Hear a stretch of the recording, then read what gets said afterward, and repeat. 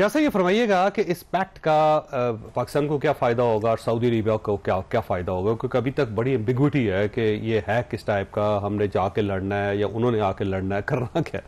देखिए मेरे ख्याल में चूंकि ये इतनी बड़ी चीज़ है तो इसको दानिस्ता तौर पे एम्बिग्यूस रखा गया है। अदरवाइज आपको याद होगा 2015 में जब सिर्फ हमने यमन पर उनके साथ जाने या ना जाने का फैसला किया गया था तो इसको पार्लियामेंट में पेश किया गया था, और उसमें भी पार्लियामेंट ने उसकी जो 9वीं या 10वीं शिक थी उसमें पाकिस्तान ने कमिटमेंट दी कि अगर हरमैन शरीफैन को कोई थ्रेट होगी तो हम हर तरह उसके लिए जाके लड़ेंगे, तो वो चीज़ मौजूद है।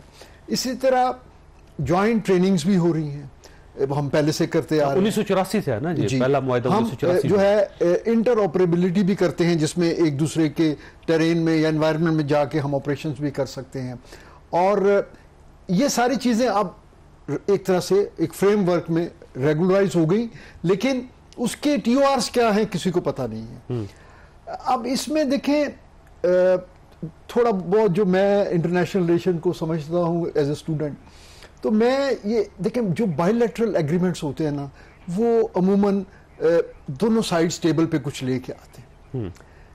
अगर ये सिर्फ डिफेंस पैक्ट है तो सऊदीया तो हमारे लिए कुछ नहीं लेके आ रहा, ठीक है, ना हमें जरूरत भी नहीं है। Let's be realistic. हमने अभी रिसेंटली मुजाहरा किया, हम अपने जो अल्लाह ने हमें सलाहियत दी है, पूरी कौम हमारे पीछे थी, हमने अपने दुश्मन को हेड ऑन लिया और अल्लाह ने हमें कामयाबी दी। तो ये सिनेरियो बिल्डिंग करना वो कहने की हद तक तो ठीक है कि हमला तस्वुर किया जाएगा। मैं ये समझता हूं कि अगर ये डिफेंस पैक्ट के बजाय एक सिक्योरिटी पैक्ट होता ना तो फिर ठीक था, क्योंकि हम उनको फिजिकल सिक्योरिटी का कंसर्न है, वो हम प्रोवाइड कर सकते हैं, ठीक है। हमें फिजिकल सिक्योरिटी का कंसर्न नहीं है, डिप्लोमेटिक और diplomatic, financial, energy security, economic security वो हमें चाहिए। उनको फूड सिक्योरिटी का कंसर्न हो सकता है, पाकिस्तान वो प्रोवाइड कर सकता है। तो अगर तो ये उस तरह का कॉम्प्रिहेंसिव प्रोजेक्ट हो तो फिर तो ये बहुत बड़ी जो है ये एक हिस्टोरिकल आप जो है ना शिफ्ट है, और उसका दोनों फरीकों को फायदा है। बल्कि आने वाले वक्तों में, अभी हम चाइना की बात कर रहे थे, तो इसमें राइटर ने जो इस पे कमेंट्स किए हैं वो ये कहते हैं कि डिफेंस जो है रिलेटेड इंडस्ट्री की वो जो है को-प्रोडक्शन में ये तो फिर चाइना के बगैर नहीं हो सकती।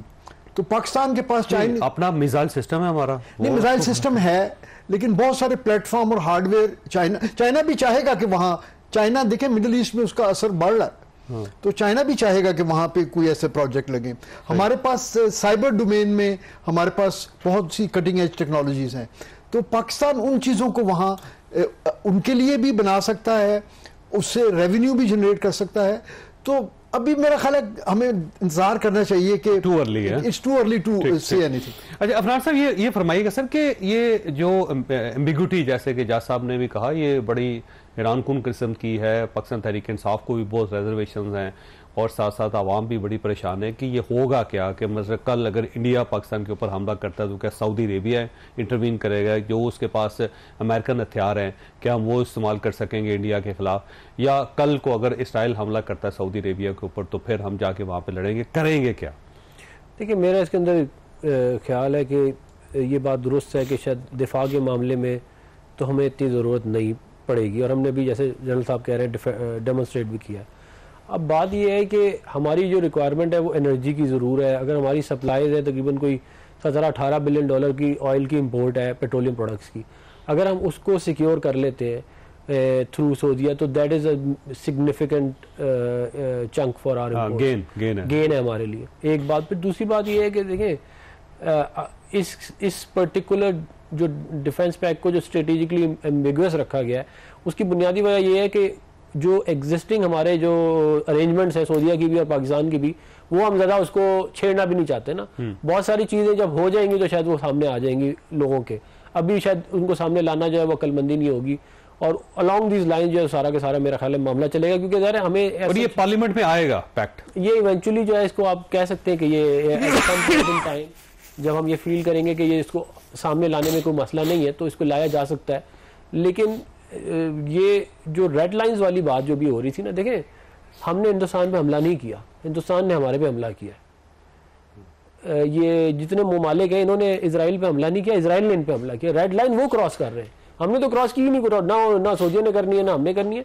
ये तो खुद ब खुद हालात ऐसे बनने शुरू हो गए हैं कि वो सारे के सारे जो अलायंसेज हैं वो सारे टेस्ट होंगे और जो लाइंस हैं दे विल बी रीड्रॉन। ये वो सिचुएशन मेरा ख्याल है अभी चल रही है। अच्छा, मैंने ब्रेक लेनी है, लेकिन एक इमरान खान साहब से रिलेटेड खबर है आज कि 100 के करीब गाड़ियां आज लाहौर से आई हैं जिसके अंदर उनके MPs हैं और अडियाला जेल पहुंचे हैं वो, और उनका ख्याल ये है कि वहाँ पे एक पब्लिक गैदरिंग करके तो स्टेट को मजबूर किया जाए कि इमरान खान साहब को रिहा करें।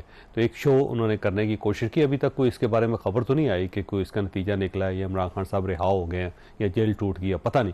लेकिन ये आहिस्ता आहिस्ता जो उस साइड पर हीट बढ़ती चली जा रही है, फिर खैबर पख्तूनख्वा के अंदर एहतजाज शुरू हो गया तीरा वैली की वजह से। तो इन चीज़ों को जो इंटरनल इश्यूज़ हैं उनको कौन एड्रेस करेगा और कब एड्रेस किया जाएगा? छोटी सी ब्रेक को, ब्रेक को दोबारा जरूरत है।